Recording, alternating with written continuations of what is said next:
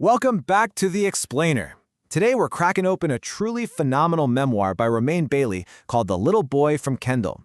Now, we're not just going to give you a quick summary here. No, we are diving deep into a full, chapter-by-chapter literary analysis of Bailey's work. We're going to break down his narrative structure, dissect that incredibly poetic writing style of his, and really get to the heart of his ultimate message, which, spoiler alert, is all about the absolute necessity of daring to dream and putting your full trust in God. Okay, so let's dive right into this. To make sense of it all, we're going to follow a clear, 5-part journey today. We'll start with his roots in Kendal, then move on to finding wings and purpose, take a close look at analyzing the writing style, explore weathering unexpected storms, and finally wrap up with dreams, faith, and destiny. Let's kick things off with Part 1, Roots in Kendal, the boy who waved at airplanes. Bailey completely grounds his opening chapters in the rural hills of Manchester, Jamaica. It's a place that's defined by a super tight-knit community and deep faith, but also, frankly, some pretty raw hardship. Right away, he introduces us to his mother, Renee. She's a woman of just immense sacrifice who actually left for the Cayman Islands just to secure his future. And he really doesn't shy away from the pain either. He talks openly about the crushing rejection he faced from his biological father. But here's where the narrative does this beautiful pivot to grace. When his father said no, a woman named Sister Parker stepped up. Bailey points out that if his mother gave him wings, Sister Parker gave him roots. She introduced him to a deep, abiding faith in Jesus Christ that seriously acts as the anchor for this entire story. And that brings us to this defining quote from the memoir. I wanted them to know I was there. More truthfully, I wanted to be there. He's describing himself here as an 8-year-old kid, sitting on these limestone rocks with goats grazing nearby, just waving at the tiny silver airplanes crossing the sky. From a literary perspective, this is where the airplane is introduced as this massive symbol. It represents a whole world far beyond his immediate challenging circumstances. He wasn't just waving at pieces of flying metal, right? He was literally waving at possibility. Which perfectly transitions us into Section 2, Finding Wings and Purpose, the road from Jamaica to Colombia. So as we flip through the subsequent chapters, we start to see his world really expand. During his high school years at Carteret College, Bailey dealt with some pretty severe bullying, but he found sanctuary in a small prayer room and got some amazing mentorship from teachers like Mrs. Lorna Layler. Then, moving into his university chapters at UWI in Caramac, he shows how God kept placing exactly the right people in his path as he studied media.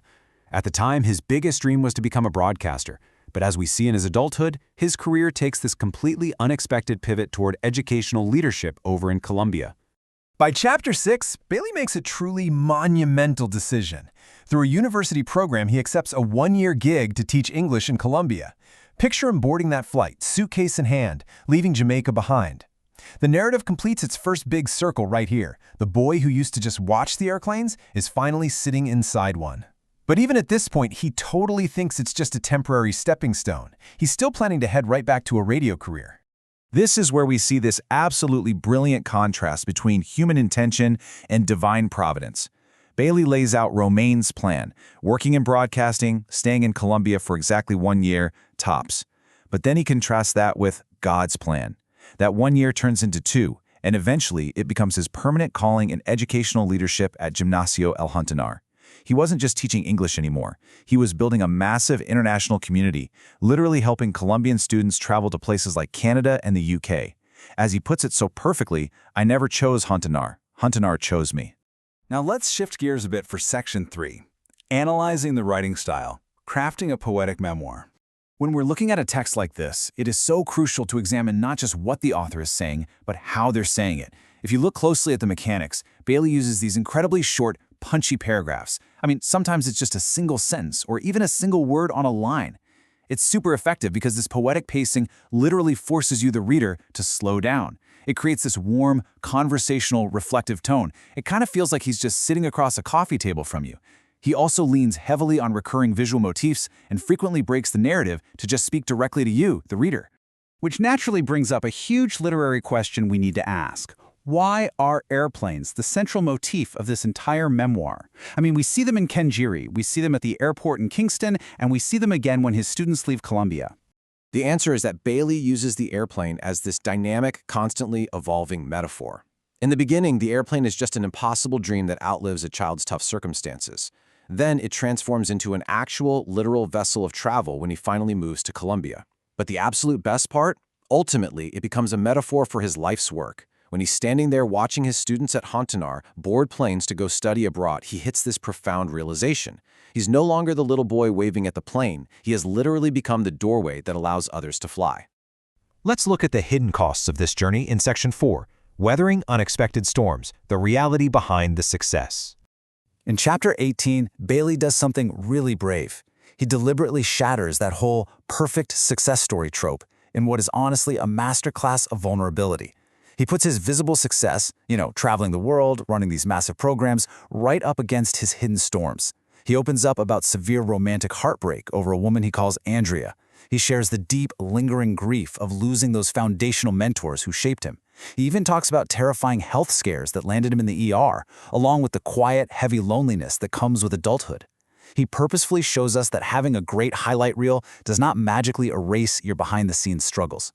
And he sums all of this up with a thesis statement that is just so powerful. The storms you never choose often become the chapters where you discover who God really is. Think about that. Bailey is arguing that faith in Jesus Christ doesn't magically build a force field to prevent life's storms or heartbreak.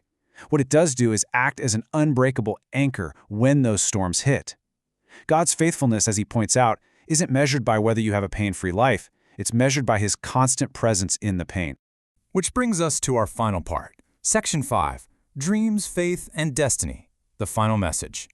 In Chapter 19, Bailey completely breaks the fourth wall. He imagines he's sitting down with the youth of the world to deliver this ultimate final message, and he distills his life's wisdom into a few core directives that we can all learn from. First, dream outrageously. Second, work hard in secret, because preparation is the only thing that will sustain you when your moment comes. Third, forgive, so you don't have to carry the dead weight of bitterness. Fourth, fiercely guard your character. And finally, above absolutely everything else, know Jesus Christ. He makes it completely crystal clear that all the fancy titles and world travels he's experienced mean absolutely nothing compared to his core identity in Christ. Ultimately, this little boy from Kendal completely redefines what success means for the reader. It's no longer about tallying up stamps in a passport or getting a shiny title on an office door. True success, Bailey argues, is found in the people whose lives are better simply because you cross paths with them. It's this massive shift from asking God to open doors for you to asking God to make you a door for someone else. So, as we wrap up this explainer on Romaine Bailey's incredible journey, I want to toss a question your way, one drawn straight from the heart of this memoir. What airplane are you waving at today? Seriously, what impossible dream is flying over your circumstances right now, just waiting for you to trust the God who is already preparing your path? Keep looking up, folks. Thank you so much for joining me on this deep dive into The Little Boy from Kendal. Keep learning, and whatever you do, never stop dreaming.